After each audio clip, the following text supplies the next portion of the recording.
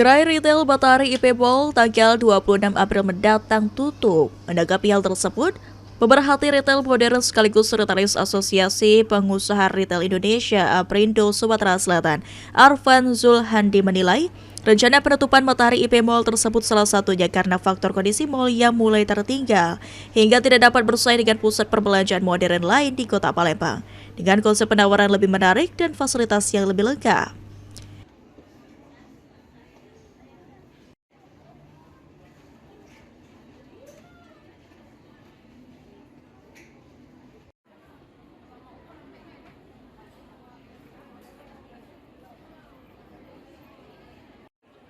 Meski sempat terjadi penurunan akibat COVID, namun sejak tahun 2024, kondisi retail modern di Sumatera Selatan maupun secara nasional berangsur-angsur mulai kembali normal.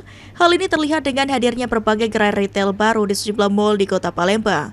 Untuk di sini kita lebih menyoroti tentang kegiatan mal atau bentuk tempat sewa dari Matahari Depstore tersebut, yaitu International Plaza. Jadi yang sebenarnya permasalahan pokoknya adalah lebih fokus bagaimana International Plaza bisa direnovasi lebih baik sehingga bisa bersaing dengan mal-mal yang ada di Palembang yang sudah lebih dulu dan sekarang lebih representasi terhadap Kota Palembang.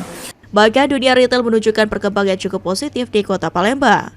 Dengan kondisi ini, revitalisasi dinilai menjadi langkah penting agar pusat perbelanjaan lama seperti IP Mall Palembang dapat kembali menarik perhatian dan minat pengunjung, sekaligus dapat kembali bersaing di tengah pesatnya pertumbuhan retail modern. Eki Saputra, PAL TV.